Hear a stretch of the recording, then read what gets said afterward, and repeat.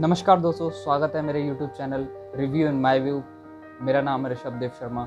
आज का टॉपिक शुरू करने से पहले मैं आपको बताना चाहूँगा कि जो आज का टॉपिक है वो है रिलेटेड कि कई सारे किसानों का ये प्रश्न रहता है कि बहुत सारे अलग अलग प्रश्न रहते हैं कि हम लोग ऑर्गेनिक फार्मिंग करेंगे तो कैसे करेंगे, क्यों करेंगे, और अभी तो मार्केट में चीज़ें बिक ही नहीं रही हैं तो हम क्यों उगाएं उनको। तो इन सब चीज़ों से जुड़े हुए जो प्रश्न हैं वह आज उनका जवाब दूंगा। तो वहीं अगर हम बात करें कि ऑर्गेनिक फार्मिंग केमिकल फार्मिंग से कैसे बेटर है, तो आज क्योंकि रेट भी नहीं मिल रहा है ऑर्गेनिक फार्मिंग का, तो मैं आपको बताना चाहूँगा कि केमिकल फार्मिंग में कभी भी आपका रेट जो आज है उससे बढ़ने नहीं वाला। जो आज आप गुजारिश कर रहे हैं सरकारों से कि आप हमारा जो MSP है, जो मिनिमम सपोर्ट प्राइस है, उसको बढ़ा दें, वो कभी भी बढ़ने नहीं वाला है उससे ज़्यादा। वहीं अगर हम बात करें आज जो आप कमा रहे हैं केमिकल से, वो भविष्य में भी उतना ही मिलने वाला है। और अगर हम ऑर्गेनिक फार्मिंग की बात करें तो उसके बहुत सारे ऐसे बेनिफिट्स हैं, जैसे कि अगर आप आज से कन्वर्ट होते हैं तो आपको 2-3 साल लग जाएगा जब आप पूरी तरीके से ऑर्गेनिक होंगे। लेकिन अब जो टेक्निक्स आ चुकी हैं उसमें आपकी ईल्ड कम नहीं होगी, ईल्ड बराबर ही रहेगी जितना आप उगा रहे थे, और खर्चा भी बहुत ज़्यादा नहीं आता है, उतना ही खर्चा और सारी चीज़ें वैसी ही। तो क्यों ना हम लोग ऑर्गेनिक करें, क्योंकि इसके फ़ायदों पे अगर हम नज़र डालें, जैसे कि अगर आप पूरी तरीके से इसको अपनी खेती को कन्वर्ट कर देते हैं, खेत को कन्वर्ट कर देते हैं, तो भविष्य में आपका खेत से जो भी अगर आप बेचने भी जाते हैं, उनको बताते हैं कि पूर्णतः जैविक है, तो आपको कहीं ना कहीं उसके रेट में जो है कुछ ना कुछ अंतर मिलेगा। और भविष्य से जुड़े जैसे कि ऑर्गेनिक में अगर आप जाते हैं तो बड़ी बड़ी कंपनियां भी इसमें उतरने को हैं, जैसे कि ITC गुजरात, महाराष्ट्र वगैरह में इसकी खरीद करती है। महाराष्ट्र में हालांकि जो साउथ स्टेट हैं वहाँ पे तो बात अलग ही है, वहाँ पे तो ऑर्गेनिक का एक अलग ही जो है प्रचलन चल रहा है। बेंगलुरु वगैरह में एक बहुत बड़ी मार्केट वहाँ पे तैयार हो चुकी है पिछले 1-2 साल में।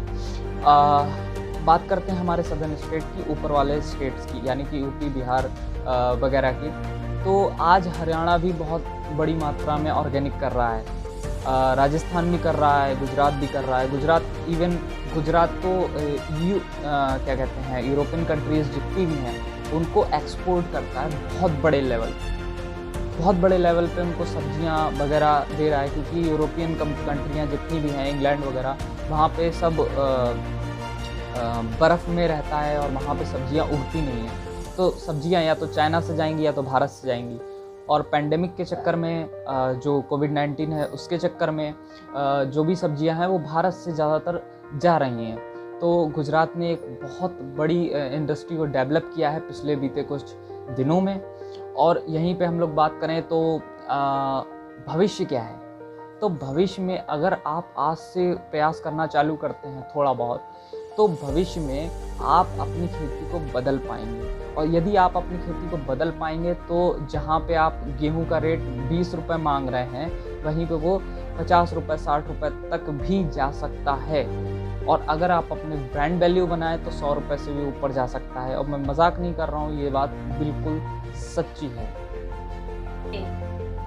वहीं अगर हम बात करें कि जो कंपनियां हैं एग्रीकल्चर की, और वैसे भी जो कंपनियां हैं ग्रॉसरी मार्केट जिन्हें कहते हैं, जैसे कि आप बात करें पतंजलि का, तो पतंजलि का भी प्लान है कि वो ऑर्गेनिक सब्जियां उगा करके अपने जो दुकानें हैं, स्टोर्स हैं, आजकल हम देखते हैं पतंजलि स्टोर्स होते हैं, मेगा स्टोर्स भी होते हैं, तो वहाँ पे वो स्टार्ट करने वाले हैं।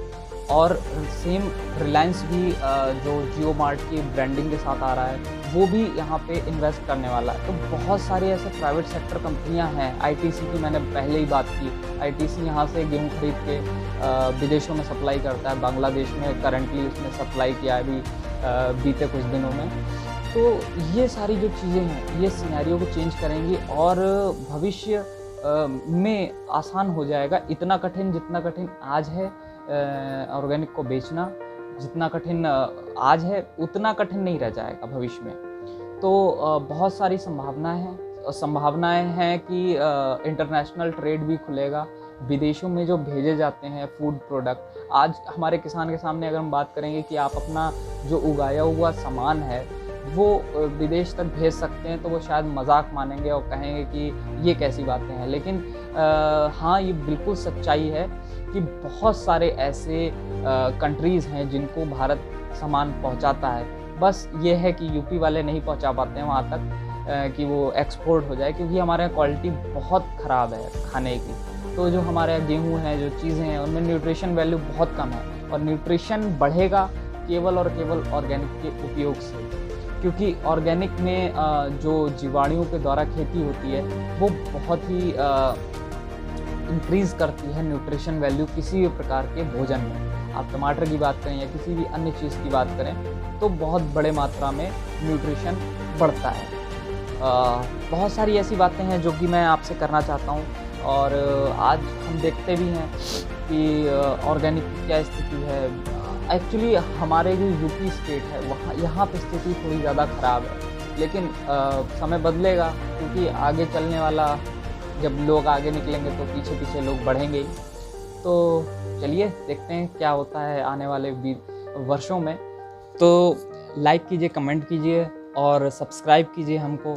आपकी कमेंट्स मैं पर्सनली पढ़ता हूँ, तो प्लीज़ कमेंट कीजिए, और मैं चाहता हूँ कि आप अपनी अच्छी अच्छी कमेंट्स पढ़ें, भेजें, और मैं उन्हें पढूं और उनका जवाब दूं। आप जो कुछ पूछना चाहते हैं कमेंट बॉक्स में पूछ सकते हैं, साथ में मेरा नंबर भी है, तो आप उससे।